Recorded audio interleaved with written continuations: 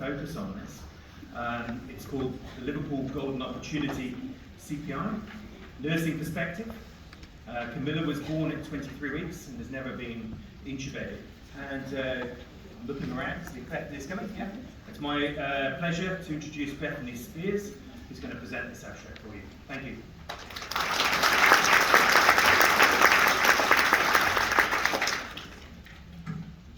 Good morning. I'm excited to be here presenting to you on behalf of the amazing NICU team I'm a part of. Today I'm going to present an update on our Golden Opportunity Protocol with a focus on the nursing perspective, and with her parents' permission, I'm happy to be able to share with you the success we've had through the NICU journey of a sweet baby girl called Kamila. First, a bit of background information. This protocol came out of a desire from medical and nursing staff to want to do better for our extreme prems and their families. We were experiencing high mortality and morbidity in this vulnerable group of babies, and we wanted to pinpoint why and what we could change to not only increase their survival, but to improve their outcomes. This protocol commenced its development in 2013 and has since undergone many PDSA cycles and monthly meetings to become what it is today. It was initially designed for babies born less than 27 weeks gestation and has now expanded to include those born prior to 32 weeks gestation. It has evolved with clinical experience, and as new evidence has become available, equipment has improved and our own skill and confidence has increased. In developing our protocol, there were 5 main areas for discussion amongst our team. We wanted our approach to begin as soon as we were notified of an impending delivery with preparation of the baby's bed space. From a nursing perspective, this means we humidify the bedside CPAP and ventilator circuits to ensure they're warm and ready from the moment the baby is placed onto either one.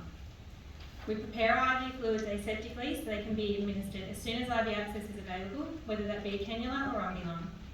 We place a Curacert vial into the crib to warm up so that it can be administered moments after the baby is placed into their bed. And as a team, we identify the nursing and medical lead at the delivery and any support staff to attend.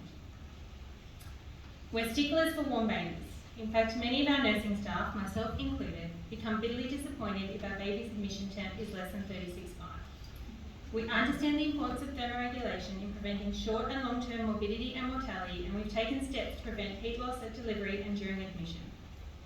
In 2014, we added humidified knee puff circuits to our resuscitators, and in 2015, we added humidified bubble CPAP circuits. This enables us to administer heated and humidified respiratory support in the delivery room. The provision of early, gentle respiratory support strategies was a major goal. Following delayed cord clamping, our babies are immediately commenced on bubble CPAP at a minimum of 8 centimetres and 30%. Providing they're showing some movement with a heart rate above 60, we'll continue to encourage them to breathe through tactile stimulation and provide them time to transition and establish their own breathing. It's our experience that the majority of our babies require only bubble CPAP at delivery, and the use of nasal prongs over mask ventilation has been a huge success. For those that progress to needing IPPV, we have a humidified knee cuff available, and as soon as our babies show they're ready to breathe on their own, we'll return them to bubble CPAP. In an effort to reduce the risk of CPAP failure, we prioritise surfactant administration early in the admission process and aim to do so via mist.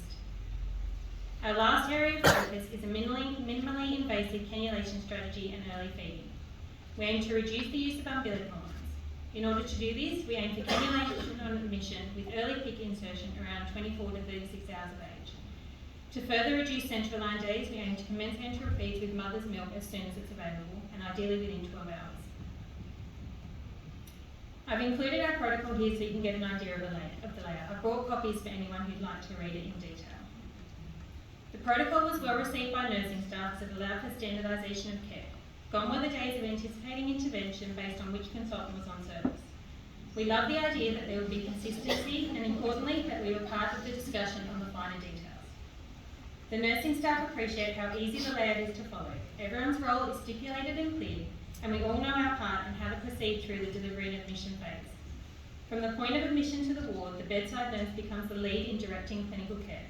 We prioritise treatment as per the protocol and ensure interventions are carried out when clinically appropriate. ANZNN timely feedback data shows we're achieving good results. The blue line is the ANZNN average and the red line is our unit.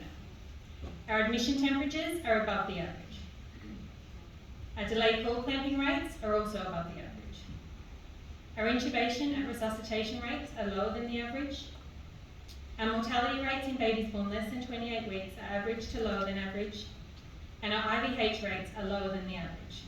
This feedback reinforces to us that our protocol is working. This brings me to Kamila.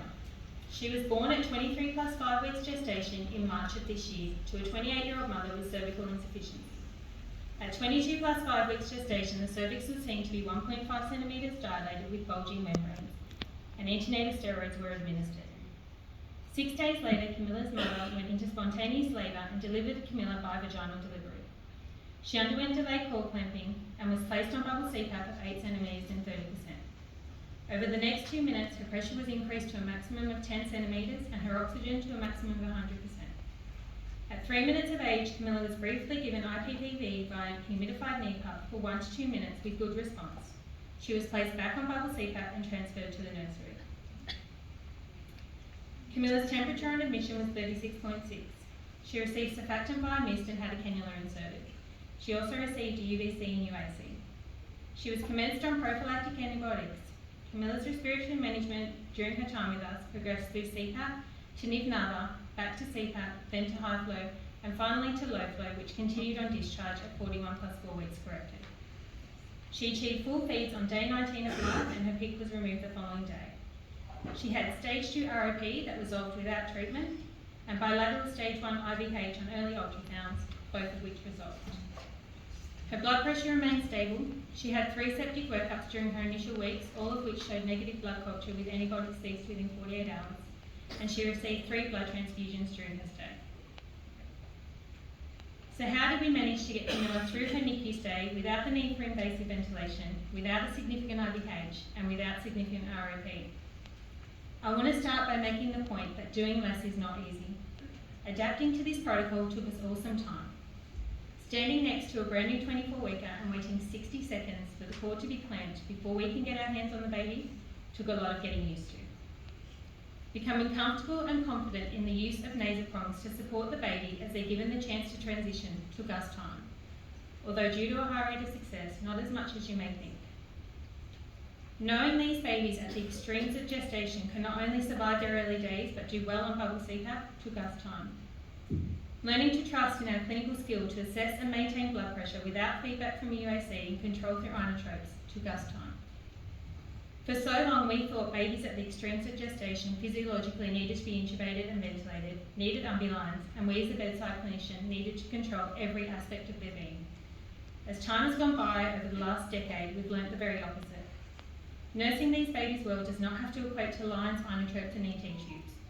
We've allowed our babies space to show us what they're capable of, and we've learnt how to nurse them in a way that supports their own abilities, to use technology and medical intervention that supports them in the least invasive way they require, and to have faith in our ability as a bedside nurse to know our babies, to clinically assess them using parameters like colour, perfusion, activity, response to handling, work of breathing, and our own nursing intuition. When I asked my colleagues why they think our protocol has been successful, there were common points identified. These included the standardisation of care. When I say standardisation, this doesn't mean that babies are treated as per every step of the protocol regardless of their clinical presentation. Of course, we deviate when required. A standardised approach allows us to anticipate the direction of care we provide is likely to go. It allows us to prepare for the delivery and admission and to have an increased perception of control of the situation while perfecting our own clinical approach. The nursing staff also appreciate the acknowledgement of their clinical skill and knowledge. We truly feel part of the team when discussing the protocol and the individual patient's care. Our clinical insight is sought after by the senior medical staff. It's respected and valued, and this in turn is valued by the nurses. Handling our babies in a developmentally supportive way is extremely important to us. In our most fragile and unstable of babies, those that do not tolerate handling well, we perform our cares with 2 nurses.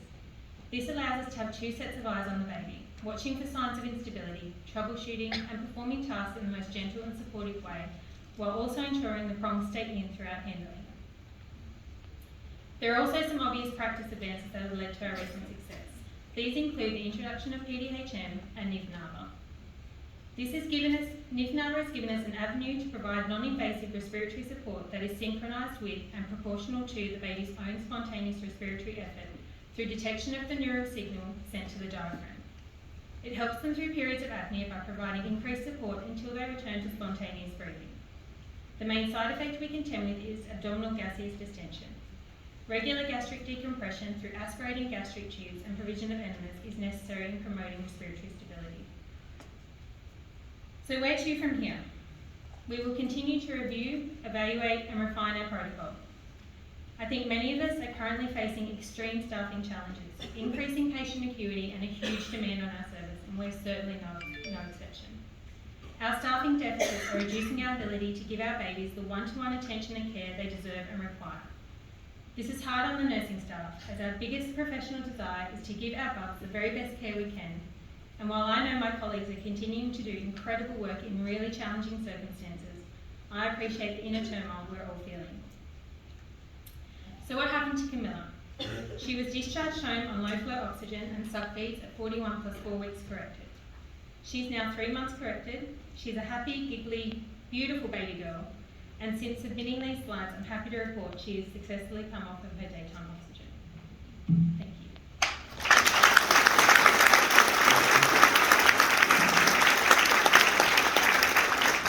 Excellent, thanks very much. I think it's really good.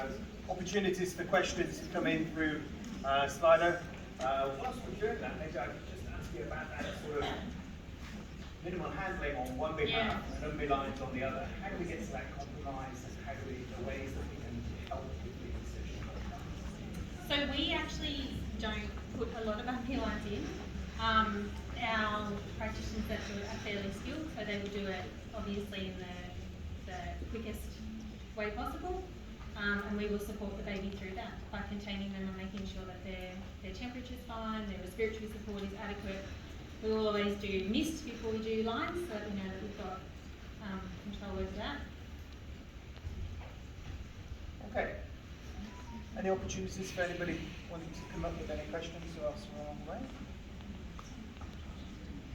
Oh, here we go. Do you have problems with prongs fitting and nasal septal injury? Yeah, so definitely, obviously the smaller babies get prongs get to a size 0 and not much smaller, and their noses don't get any bigger, unfortunately. So definitely can be a little bit of a balancing act in the beginning to get the prongs in the nose. We use short prongs, so they don't have to go very far in. They only have to sit in the tip of the nose. And we also use a product called Aneasil, which stops the prongs from sitting up against the nasal septum. So we do that to protect their septums from injury. And we also put a duoderm piece over their nose to help further protect that too. Okay, so coming thick fast now. Standardised nursing pathways. So what we have developed after our Golden Opportunity Protocol was put together, and we realised that we had done a really good job of looking after these babies in that initial settling in phase. We sat down with one of our consultants and we developed what we call the Golden Days, and that's the first 2 weeks. So what we do within the first 2 weeks, and it goes through things like your blood pressure management, your observations, fluid management, respiratory management. There's lots of factors to it, and again it gives us an idea of what to anticipate, how to move forward and how to work through. Again, there will be deviations because we don't always follow it to a T. The baby's clinical condition will tell us where we need to deviate and what we need to change. So I've seen them just down here as well. This small baby is 26.6. Yep, everyone at 26 plus 6 weeks will get surfactant, and ideally via mist if they're on CPAP. So the nursing ratio and the educational perspective to you is key. What nurse ratio do you aim for in this cohort? So we would aim for these babies to be 1-to-1. Like I said, we are struggling with staffing at the moment just like everyone else is, and I don't know that we've nursed these babies 1-to-1 for probably several weeks into months, which is disappointing. But these babies ideally will be 1-to-1. Skincare and this group of patients. Yeah, so we are part of the coconut oil trial, and we found that to be incredible in protecting these babies' skin, not only in the short term but even in the longer term. When these kids get older and used to get the really dry, scaly, we've not seen that anymore. So coconut oil, humidity, and nice warm grips for them. We might not get through all of these at the time. Cut off an indication to intubate for those babies, because I think that's... Yeah, fair. So like I was saying, we rely on Nivnava a lot now, and we found that that has been our fail-safe in keeping tubes out of our babies. We aim to do it early, so instead of using it as a rescue strategy, we use it as a preventative strategy. Which means, yes, our unit is hiring, yes. Yes. Please come join. So we don't have a set of criteria in terms of numbers of people we will intubate. It's more go off their condition. If we're getting to a point where they're not coping on NAVA, we will look at then intubating them. Great. I'm going to have to leave these questions for more discussion. I'm sure you'll get plenty of opportunity. Yeah, I'm happy to chat if anyone wants to find. Thank you very much.